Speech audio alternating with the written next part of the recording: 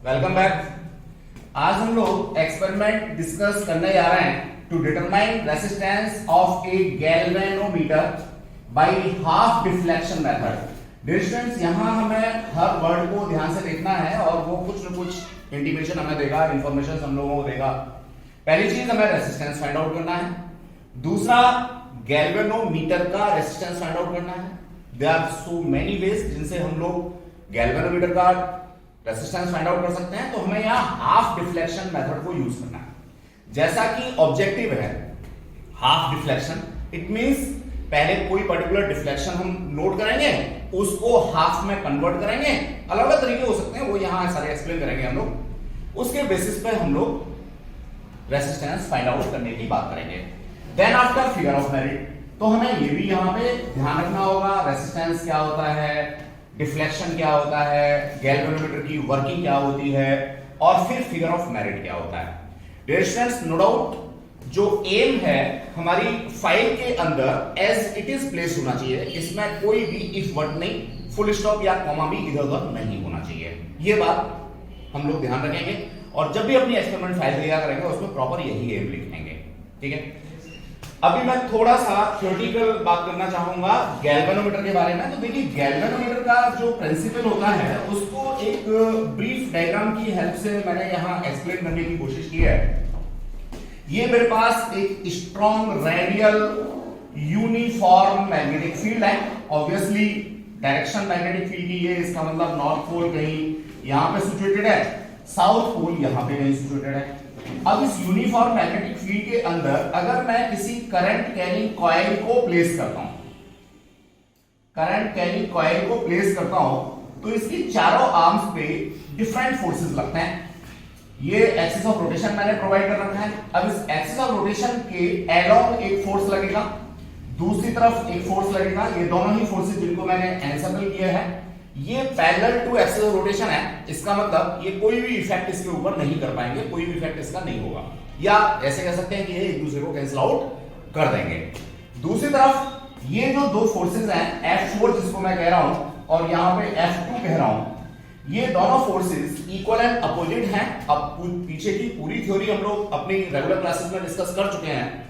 तो अब क्यों इनकी डायरेक्शन अपोजिट है, कौन से लॉ से डायरेक्शन हम लोग दे रहे हैं, मैग्नीट्यूड निकालने के लिए फॉर्मूला हमें VIL sin थीटा यूज करना है, ये सब बातें हम लोग पढ़ चुके हैं। यहां सिर्फ बात इतनी सी है कि ये जो फोर्सेस हैं F4 और F2, ये दोनों इक्वल एंड अपोजिट हैं, जो निश्चित रूप से एक टॉर्क डेवलप करेंगे। डियर स्टूडेंट्स, इस टॉर्क की डायरेक्शन एज वेल एज बाकी चीजें पढ़ने के लिए ये एक डायग्राम हम लोगों ने और दिया हुआ है। यहां नो डाउट एंगल को, मैग्नेटिक डायपोल मोमेंट को, जो भी यहां से बनने वाला है, या जो मैग्नेटिक फील्ड है, सारी चीजों को एक्सप्लेन करने की कोशिश की है। तो ये बेसिक प्रिंसिपल है किसका, गैल्वेनोमीटर का। गैल्वेनोमीटर हमारा काम करता है on the basis of torque experienced bye A current carrying coil placed in uniform magnetic field। Dear students, ये कुछ theoretical चीज है। जैसे टॉर्क हमारा force multiplied by perpendicular distance होगा। यहां फोर्स की बात की तो NIV, A sin थीटा, ये हम लोगों को कॉन्सेप्ट मिल गया। देन आफ्टर टॉर्क की बात की तो जो गैल्वेनोमीटर का हम लोगों का कंस्ट्रक्शन होता है, उसमें बेसिकली एक टॉर्क तो हमारा लगता है करंट कैरिंग कंडक्टर की वजह से, और दूसरा जो हम लोगों का लगता है जिसे हम लोग रीस्टोरिंग टॉर्क कहते हैं, और के अल्फा से हम लोगों ने इसको डिनोट किया है फॉस्फर ब्रॉन्ज की स्ट्रिप से, एज वेल एज जो नीचे हम लोग हेयर लाइक स्पाइरल स्प्रिंग लगाते हैं उसकी वजह से।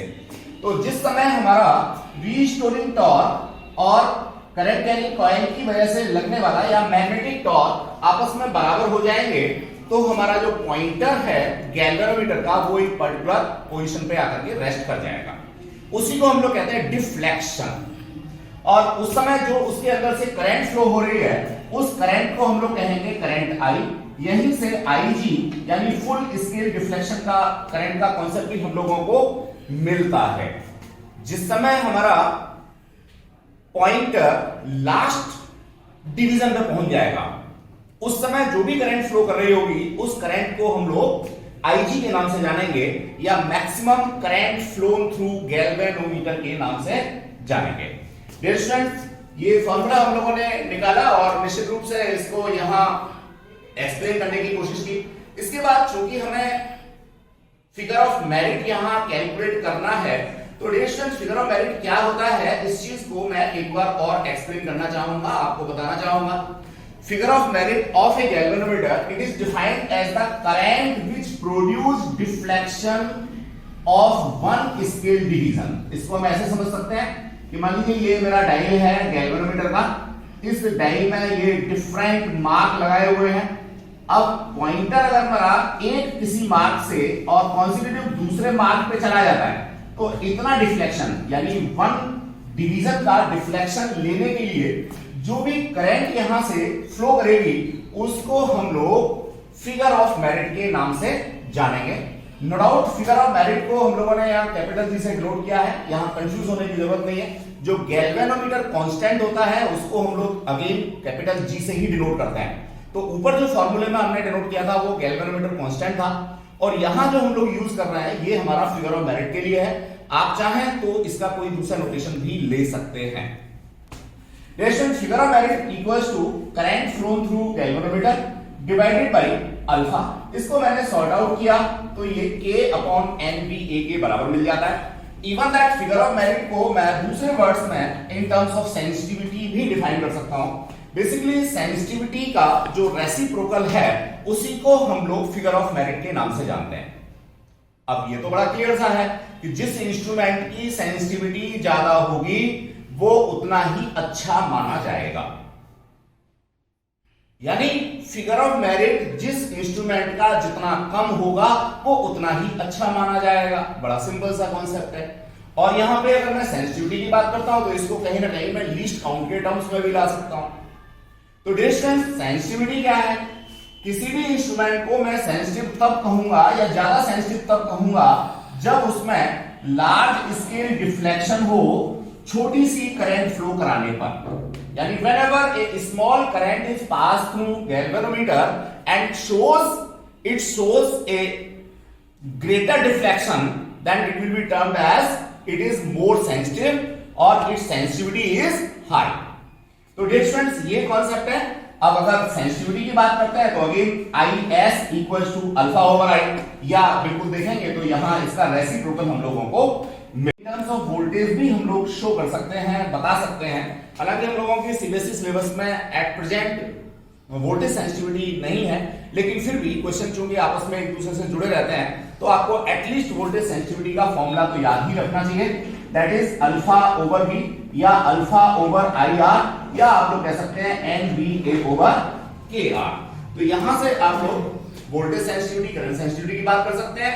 जब फिगर ऑफ मेरिट की बात करते हैं तो फिगर ऑफ मेरिट में आपको करंट सेंसिटिविटी को ही कंसीडरेशन में लेना है।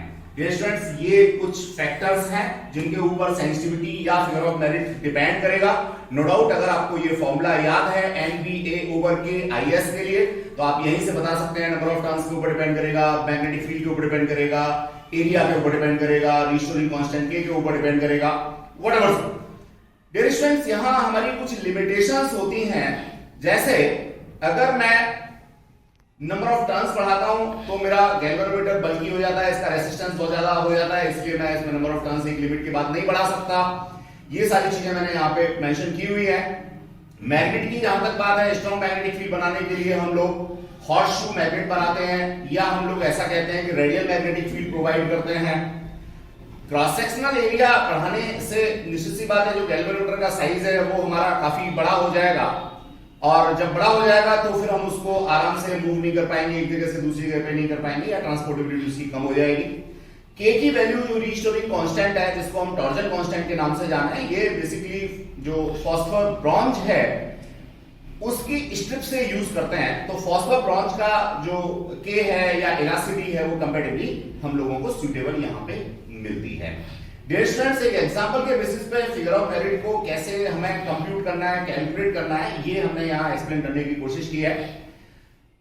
एग्जांपल मैं रीड करता हूं। When A galvanometer having 30 division scale, यानी जो मैक्सिमम नंबर ऑफ डिवीजन है वो यहाँ पे 30 है, इसका रेजिस्टेंस 100 ओम है। अब देखिए मैं अपने टॉपिक से थोड़ा सा हो सकता है आपको लगे कि डेविएट हो रहा हूं, डेविएशन नहीं है। पहले मैं सारी थ्योरी आपको दे रहा हूं, फिर रेसिस्टेंस कैसे कंप्यूट करना है ये भी मैं आपको समझाऊंगा।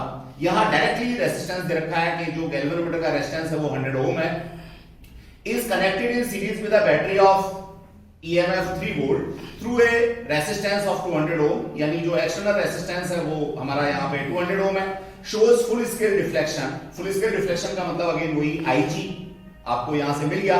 Find the figure of merit of the galvanometer in micro ampere, उसने यूनिट भी यहां पे दे रखी है, और ये फैक्ट है कि जो आप लोगों को फिगर ऑफ मेरिट मिलेगा वो कहीं ना कहीं माइक्रो के टर्म्स में ही मिलेगा, ये कंपैरेटिवली काफी छोटी क्वांटिटी होती है। ये हम लोगों ने सॉल्यूशन में सारी चीजों को यहाँ पे प्लेस किया हुआ है। अब IG की बात अगर मैं करता हूं, maximum current flow through galvanometer की, that is EMF over RG plus R, ये R एक्सटर्नल रेजिस्टेंस है, RG गैल्वेनोमीटर का रेजिस्टेंस है, ये यहां से हम लोगों को मिल गया। अब नंबर ऑफ डिवीजन अगर मेरे पास यहां पर प्रोवाइडेड है तो मैं यहां से K equals to IG over N निकाल सकता हूं, और ये मेरे को मिल गया फिगर ऑफ मेरिट का कॉन्सेप्ट। बड़ा छोटा सा न्यूमेरिकल है, तो हमें यहां से ये क्लियर हो जाता है कि जो पैरामीटर्स हमें दे रखे हैं उनके बेसिस पे हम किस तरीके से निकाल सकते हैं। डियर स्टूडेंट, थोड़ा आगे बढ़ते हैं। गैल्वेनोमीटर का जो बेसिक यूज है वो तीन तरह से हम लोग समझ सकते हैं। Number 1 to find the direction of current, number 2 to convert it into ampere meter, and number 3 to convert it into volt metre.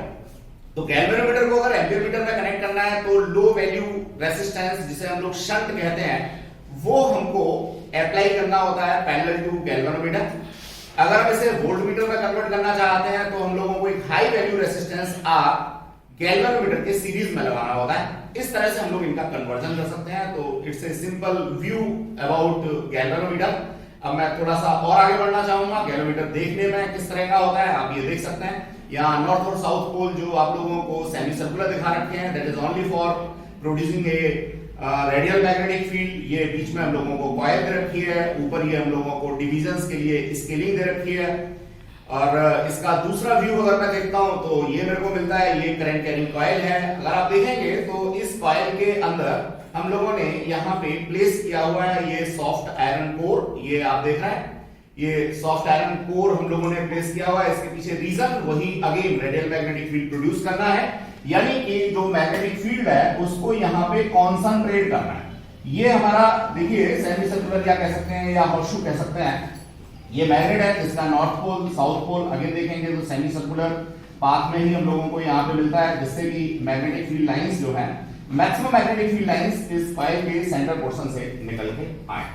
Dear students, phosphor bronze की स्ट्रिप हम लोगों ने यहाँ पे ऊपर लगाई हुई है, दैट इज हियर, और ये नीचे हम लोगों ने ज्वेल लगाया हुआ है, यहाँ पे हम कह सकते हैं रीस्टोरिंग स्प्रिंग जो स्पाइरल टाइप की होती है वो हम लोगों ने प्लेस की हुई है। और ये दोनों टर्मिनल है जिनके अंदर से हम लोग करंट को फ्लो कराने की बात करेंगे। तो डियर स्टूडेंट्स, ये गैल्वेनोमीटर का एक ओवरव्यू था कि गैल्वेनोमीटर काम कैसे करता है, किस चीज के ऊपर डिपेंड करता है। अब मैं एक्चुअल में आता हूं, जो मेरा लैब वर्क है जिसमें मेरे को सर्किट कैसे लगाना है और फिर कंप्यूटेशन कैसे करनी है। अब हम लोग इस बात को सीखने जा रहे हैं। डियर स्टूडेंट्स, देखिए सबसे पहले मैं सर्किट की बात करूं तो ये सर्किट हम लोगों को लगाना होता है लैब में, अभी लगा के दिखाएंगे आपको थोड़ी देर में। यहां कोई भी ये एक्सटर्नल EMF सोर्स है, इस EMF की वैल्यू आप जितना कम ले सकते हैं वो आपको चलेगा। तो लैब में जो सबसे कम EMF का सेल आपको एप्लीकेबल हो, मिलता हो, बेशक खराबी क्यों ना पड़ा हो, वो भी इतना EMF आपको जनरेट करके दे देगा कि आप इस एक्सपेरिमेंट को कर पाओगे। तो फैक्ट ये है कि आप यहां जो EMF यूज करोगे उसमें ये बैटरी की जरूरत नहीं है, आप जितना घटिया से घटिया सेल जिसका EMF जितना कम से कम हो वो वाला यूज कर सकते हैं। स्टूडेंट्स, ये K1 हमने प्लग लगाया हुआ है, की लगाई हुई है, सर्किट में अननेसेसरी करंट फ्लो ना हो, जब जरूरत हो तो इनको हम लोग विड्रॉ कर लें, करंट्स को रोक लें। यहां एक एक्सटर्नल रेजिस्टेंस हम लोगों ने लगाया हुआ है, इस एक्सटर्नल रेजिस्टेंस को बेसिकली हम लोग एक रेजिस्टेंस बॉक्स की फॉर्म में लगाते हैं। स्टूडेंट्स, ये रेजिस्टेंस बॉक्स हमारे पास होता है, अभी लैब में चलेंगे तो आपको रेजिस्टेंस बॉक्स दिखाएंगे। तो यहां से सुटेबल वैल्यू हम लोग पिक कर सकते हैं, और रेजिस्टेंस बॉक्स का ये बेनिफिट होता है कि जो भी सुटेबल वैल्यू हम लोगों ने यहां से पिक की है उसकी वैल्यू यहां इन मार्क के ऊपर लिखी होती है, तो हम लोग इजीली उसको मेंशन कर सकते हैं, उसको अपने कंसीडरेशन में ले सकते हैं। तो दैट इज एक्सटर्नल रेजिस्टेंस। अब नो डाउट ये हाई वैल्यू रेजिस्टेंस होगा। इसका काम क्या है, गैल्वेनोमीटर के अंदर जो डिफ्लेक्शन है उसको कंट्रोल करना है, ओवर स्केल डिफ्लेक्शन ना हो, इसलिए हम लोग इसको यूज करते हैं। तो ऑब्वियसली अगर आपने यहाँ पे एक लिटिल ईएमएफ वाली बैटरी को या सेल को यूज किया हुआ है, तो ये रेसिस्टेंस बहुत ज्यादा हाई लगाने की जरूरत नहीं पड़ेगी। लेकिन अगर आप यहाँ पे स्ट्रॉन्ग बैटरी लगाते हैं तो उतना ही हाई रेजिस्टेंस आपको यहाँ पे लगाना पड़ेगा। देन आफ्टर गैल्वेनोमीटर हम लोगों ने ऐसा सीरीज में लगाया हुआ है।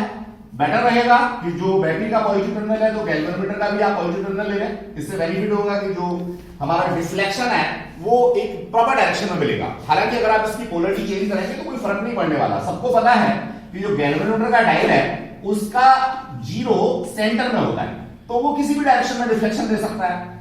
लेकिन अच्छा लगता है कि अगर जिस डायरेक्शन में करंट फ्लो कर रही है उसी डायरेक्शन में हम लोगों को यहाँ पे गैल्वेनोमीटर में डिफ्लेक्शन मिल जाए।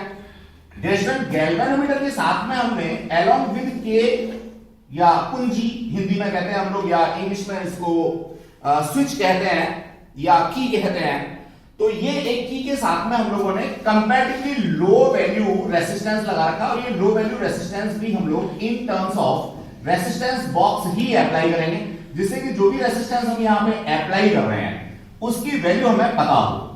अब ये लैब में अभी दिखा देंगे कि किस तरीके से वैल्यू हम यहां से नोट डाउन कर सकते हैं।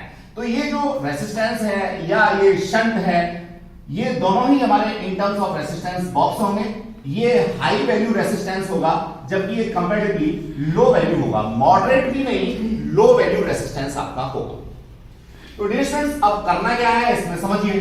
पहले हम लोग K2 को ऑफ रखेंगे। जब K2 को ऑफ रखेंगे तो ये वाला सर्किट हमारा एक तरह से काम नहीं करेगा, ओपन सर्किट होगा। K1 को हम लोग ऑन करेंगे।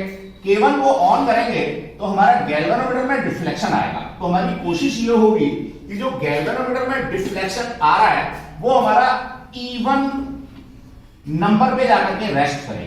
इट मे बी 26 इवन है, it may be 24, may be 22, whatever so. क्योंकि अभी हम लोगों ने अपने एम में पढ़ा था कि हम हाफ डिफ्लेक्शन मेथड की बात कर रहे हैं, तो जो डिफ्लेक्शन में मिल रहा है इसको हाफ वे में करना है। अब अगर ये ऑड होगा तो उसको हाफ करना हमारे लिए थोड़ा प्रॉब्लमेटिक हो जाएगा। डायल के ऊपर ही हम लोगों को हाफ लेकर के आना है, तो हम इसको इवन में लाने की कोशिश करेंगे और over screen deflection at any how नहीं होना चाहिए। तो 30 पे कभी भी आपने रीडिंग लेनी है, 20 नहीं लेनी है। 28 पे ले सकते हैं, 26 पे ले सकते हैं, 24 पे ले सकते हैं, 22 पे ले सकते हैं, 20 पे ले सकते हैं, व्हाटएवर सो 18 पे ले सकते हैं। तो ये रीडिंग्स आपको लेनी है और ये रीडिंग आपकी गवर्न होगी इस हाई वैल्यू रेसिस्टेंस की हेल्प से। डियर स्टूडेंट्स, ये आपका आर आ गया। अब मान लीजिए 26 डिवीजन पे आ रहा है तो ये R26 मैं इसको नाम दे देता हूं और यहां से सपोज ये मेरा 200 ओम आया है, मैंने यहां से एक्सपेरिमेंटली फाइंड आउट कर लिया। देन आफ्टर डियर स्टूडेंट्स हम क्या करेंगे, एज इट इज इसी सर्किट में इस K2 को अब ऑन करेंगे। जैसे ही K2 को ऑन करेंगे और यहां से सुटेबल वैल्यू निकालेंगे तो देखिए कुछ करंट हमारा शंट के थ्रू फ्लो होने लगेगा, कुछ क्या हमें तो जस्ट हाफ करंट इससे फ्लो करानी है क्योंकि हमारा तो मेथड ही हाफ रिफ्लेक्शन वाला है। तो यहां से हम सुटेबल वैल्यू पिक करेंगे रेसिस्टेंस की और ये जो हमारा 26 पे आ रहा था क्या डिफ्लेक्शन, इसको ले आएंगे हम हिट एंड ट्रायल बेसिस पे 13 डिवीजन पे। तो जैसे ही 13 डिवीजन पे ये आएगा तो उस रेसिस्टेंस की वैल्यू को हम लोग यहां से देख लेंगे या नोट कर लेंगे और यहां पे हम लिखेंगे शंट एट 13। ये सिर्फ इनको नोटेशन इसलिए दिए हुए हैं जिससे कि कभी कोई कंफ्यूजन क्रिएट ना हो और हमारी रीडिंग्स जो है वो गलत ना हो। ये जो शंट की वैल्यू आएगी ये हो सकता है आपकी 2.3 ओम आ जाए, 2.5 ओम आ जाए, व्हाटएवर सो। तो देखिए आपको यहां से जो कंप्यूट करना है वो सिर्फ और सिर्फ आर की वैल्यू जो एक्सटर्नल रेजिस्टेंस है एज वेल एज शंट की वैल्यू एक पर्टिकुलर ये सेट होगा। 26 के लिए 13 का सेट होगा। अब 24 जो निकालोगे उसके लिए 12 का सेट बनेगा। फिर अगर मान लीजिए आप 28 के लिए लेते हो तो 14 का सेट बनेगा। इस तरह से आपने कम से कम 3 सेट यहां पे बना लेने हैं bye adjusting the values of external resistance R and the value of shunt, जो भी लो वैल्यू आप लोग यहां पे यूज करोगे।